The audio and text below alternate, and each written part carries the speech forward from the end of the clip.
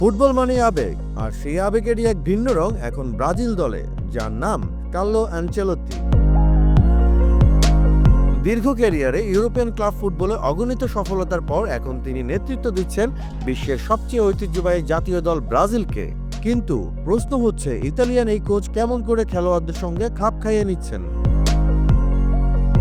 খেলোয়াড়রা যখন একদিকে মাঠে ঘাম ঝরাচ্ছেন, ঠিক একইভাবে অফ দ্য পিচেও তারা কাটাচ্ছেন দারুণ সময় কোচের সঙ্গে।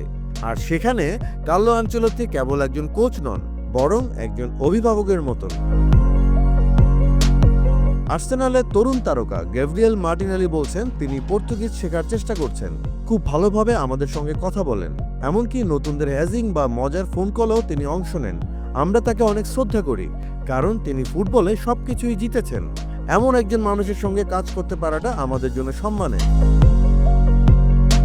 মজার ব্যাপার হলো, শুধু খেলোয়াড়রাই হ্যাজিং এর শিকার হন নাই।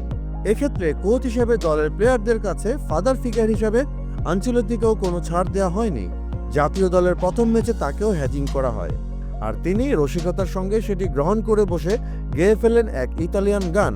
আর আনচেলত্তির এমন খোলামেলাভাবে মিশে যাওয়ার মনোভাবই খেলোয়াড়দের আস্থা জিতছে দ্রুত। তবে এটা ভেবে ভুলভাবেও মনে করা যাবে না যে আনচেলত্তি শুধুমাত্র মজা আর হাসি তামাশাতেই সীমাবদ্ধ, কারণ মাঠের পারফরমেন্সের বিষয়ে তিনি ভীষণ ডিমান্ডিং। মার্টিনেলির ভাষায়, আনচেলত্তি কেবলমাত্র আমার কাছেই নয়, সবার কাছ থেকেই চান প্রথম মিনিট থেকে সর্বোচ্চ অ্যাটিটিউড, মাঠে শতভাগ দিতেই হবে। আর্সেনালের আরেক তারকা গ্যাব্রিয়েল ম্যাগালাইস যোগ করে বলেন, তিনি সবসময় আমাদের সঙ্গে কথা বলেন, হাসেন, কিন্তু একই সঙ্গে তিনি চান আমাদের কাছ থেকে সর্বোচ্চ দায়িত্বশীলতা। তিনি যেন এক জনকৃতিসম মানুষ, একজন ফাদার ফিগার। কেবলমাত্র কয়েক মাস হলো দায়িত্ব নিয়েছেন আনচেলত্তি। তার অধীনে প্রথম 3টি ম্যাচেই অপরাজিত থাকে ব্রাজিল।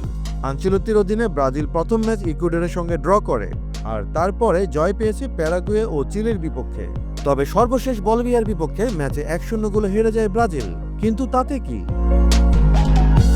কারণ আনচেলত্তির অধীনে এই ছোট্ট শুরুতে ভক্তদের মাঝে তৈরি হয়েছে এক ভিন্ন ধরনের আশা।